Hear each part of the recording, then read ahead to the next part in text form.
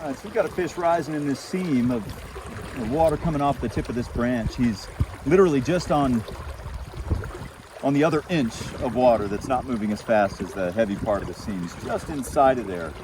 And there's really just two approaches that would be ideal here. One would be to come up below that fish and kind of cast up over his head and present the fly just over him from the slower water of the bank, casting out towards the swifter water of the seam.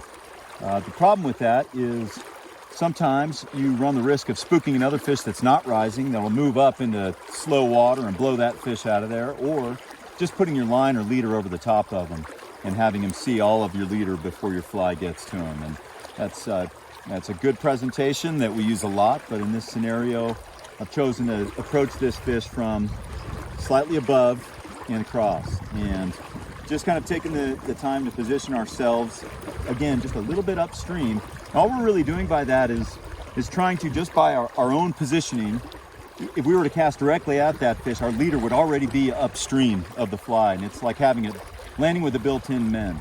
If I can combine that positioning that already is going to give me that little angle with a little bit more of a reach cast, steepening that angle, every degree counts, right? And the difference between getting the angle of that line 30 degrees upstream of the fish and getting it 90 degrees upstream of that fish, just that little piece of line right there literally makes that drift 3 times better than the first one. So this is one of those times when every little detail counts in the presentation. And so I'm going to try to not lead this fish by a lot. He's about 3 or 4 feet below the tip of the log, and if I come in too far above him, I'm going to drag by the time I get to him, and he's not going to like that, and I'll likely put him down.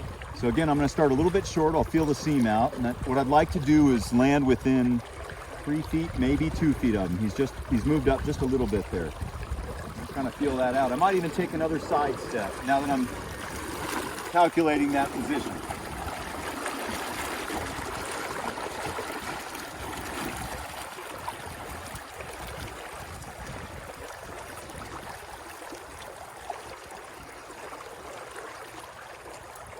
What I'm really trying to do is to get my fly to land first and to get it to land right in the right spot and buck my leader back upstream.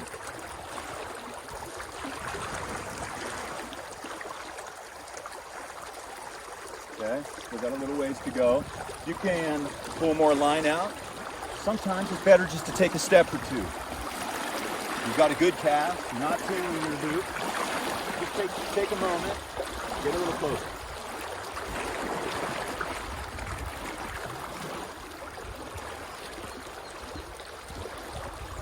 Still not in there, getting close.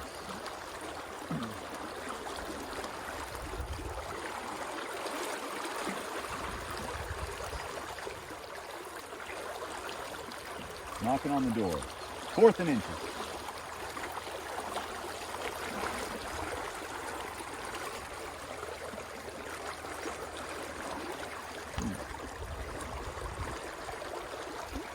Okay, very close. I'm going to take another step in here.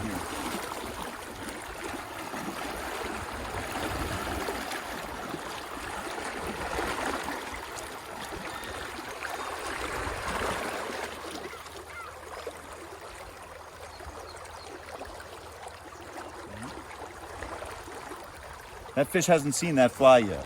I'm landing right in the seam, but I'm not landing in the 1/4 inch that he's in. Just a little bit further over.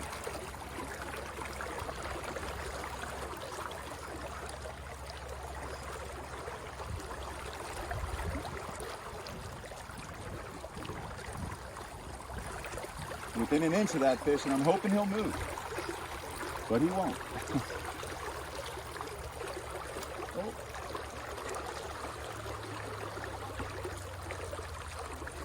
In this game, that's how you blow it. That last cast laid in there, instead of getting that nice turnover and dropping in, it turned over and the fly landed upstream, and it landed with a little belly. Exactly what I'm trying to avoid by making a reach cast. Sometimes a little puff of wind will do that. I think the exercise here is in angling to be honest with yourself and know that just happened. That fish in there, I just showed him a dragging fly. It's not that I have the wrong fly on, it's that I just dragged my fly on him. I could stand here and cast again and cast again and cast again, but I'm not going to do that. Instead, I'm going to stand here and see if he'll rise 3 more times, and if he does, I'll give him another shot with this. If he doesn't, then we'll go find somebody else. But on the Henry's Fork, I think that's part of being honest with yourself about the target you're fishing to, is identify when you drag over these fish. It definitely plays a role on the target.